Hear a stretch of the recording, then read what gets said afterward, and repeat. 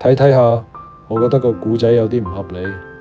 跟住我記起 ICQ 一開始淨係可以傾偈 ，send 唔到相，我盡量忍手唔改佢，原汁原味留返我哋10幾歲時嘅青葱歲月。原來係 Winnie 嘅信息。阿峰，你今日見完工走咗冇等我㗎？唔好意思啊 Winnie， 份工應該炒咗㗎，嗰陣成個人亂晒龍，唔記得等你添。你有冇唔開心？佢哋成班話你聽日生日，係咪啊？係啊 Tony 幫我搞掂，佢哋話食韓國燒烤。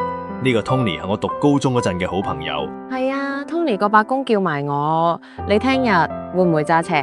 正當我想覆 Winnie， 阿恒 send 咗個信息過嚟。做緊咩啊？好悶喎，不如諗啲嘢玩下啦。我唔悶喎，你想點啊？你覺得今日喺 Parker Place 撞到個祖兒點啊？你想唔想 add 佢 ICQ？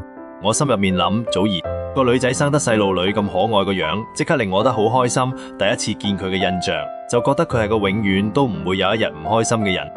佢好煩㗎，不過佢好多嘢講。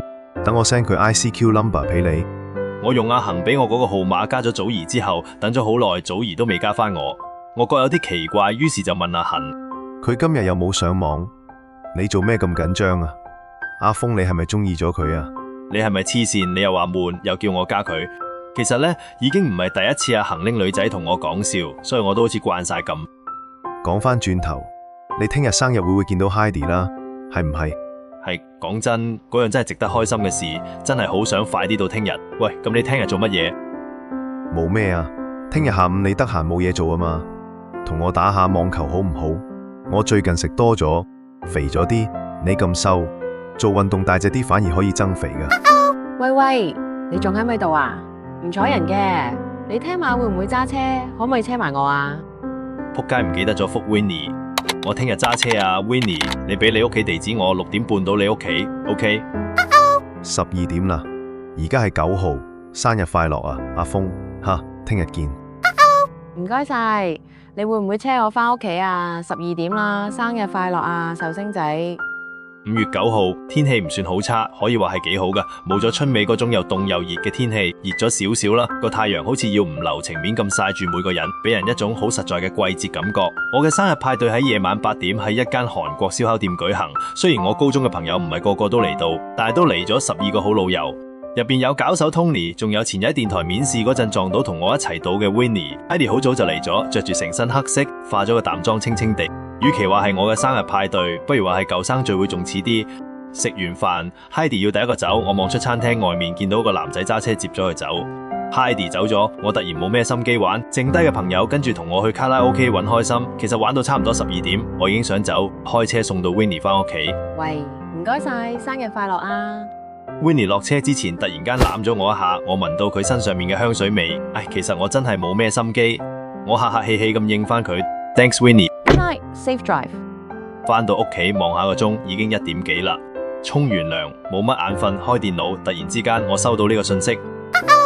原來今日係你生日，你一定好開心啦！祝你生日快樂。嗰個係阿恒個朋友祖兒 send 俾我嘅 message。今日佢終於上網，仲加咗喺佢 ICQ 度。我唔知佢點解會知我生日，但唔係我話俾佢知。呢個世上亦都得一個佢識我又識嘅朋友話俾佢知。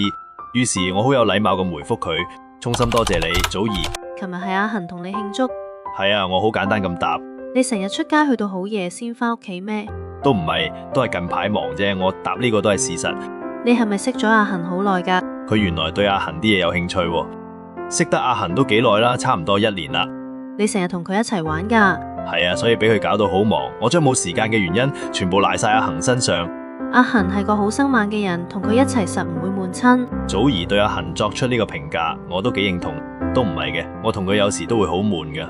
你唔應該話悶㗎，你咁多朋友，連生日都有人同你慶祝。我聽到祖兒呢句話有啲出奇，生日唔係應該有朋友同你慶祝嘅咩？嗰陣時我真係好有興趣睇下祖兒個 BB 樣嗰一刻究竟係咩樣嘅表情。你冇人同你慶祝咩？咁等到下次你生日嗰日，我同阿恒同你慶祝好唔好？我諗到時我哋應該已經好熟啦，你話好唔好啊？我帶住啲安慰嘅語氣同祖兒講，唔知點解祖兒好耐都冇出聲。第5節完，要了解一個人真係需要好耐時間。人越大，身邊嘅朋友真係唔使咁多，有個好知己一個都夠晒。